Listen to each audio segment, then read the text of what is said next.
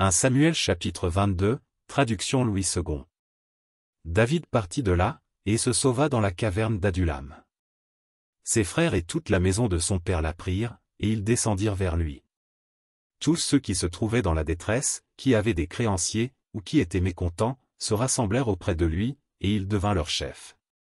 Ainsi se joignirent à lui environ 400 hommes. De là David s'en alla à Mitzpé dans le pays de Moab. Il dit au roi de Moab, « Permets, je te prie, à mon père et à ma mère de se retirer chez vous, jusqu'à ce que je sache ce que Dieu fera de moi. » Et il les conduisit devant le roi de Moab, et ils demeurèrent avec lui tout le temps que David fut dans la forteresse.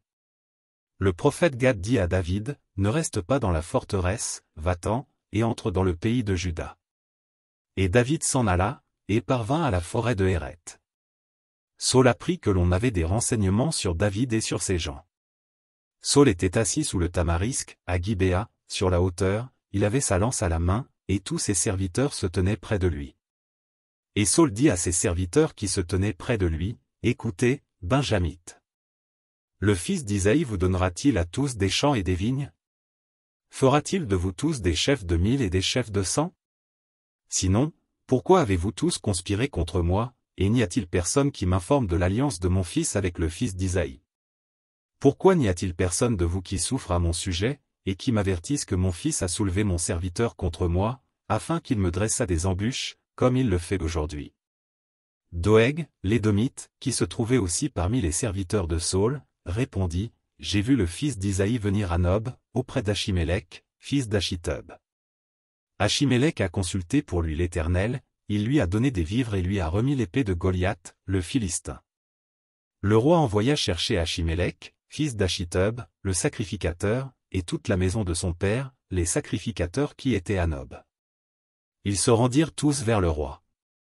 Saul dit, « Écoute, fils d'Achitub. » Il répondit, « Me voici, mon seigneur. » Saul lui dit, « Pourquoi avez-vous conspiré contre moi, toi et le fils d'Isaïe?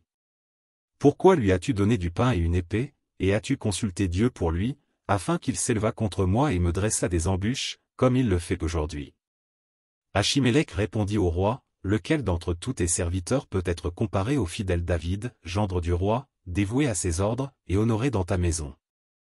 Est-ce aujourd'hui que j'ai commencé à consulter Dieu pour lui? Loin de moi.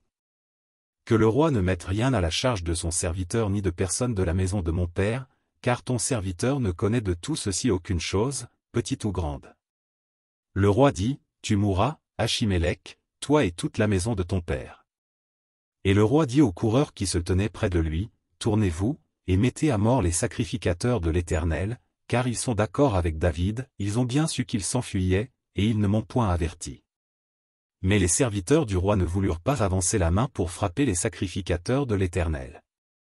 Alors le roi dit à Doeg, « Tourne-toi, et frappe les sacrificateurs. » Et Doeg, l'Édomite, se tourna, et ce fut lui qui frappa les sacrificateurs, il fit mourir en ce jour 85 hommes portant l'éphod de lin.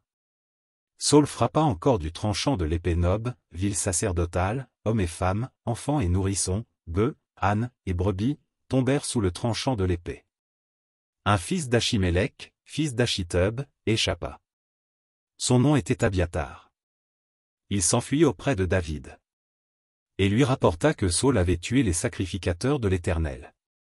David dit à Abiathar, « J'ai bien pensé ce jour même que Doeg, l'Édomite, se trouvant là, ne manquerait pas d'informer Saul. C'est moi qui suis cause de la mort de toutes les personnes de la maison de ton père. Reste avec moi, ne crains rien, car celui qui cherche ma vie cherche la tienne, près de moi tu seras bien gardé. »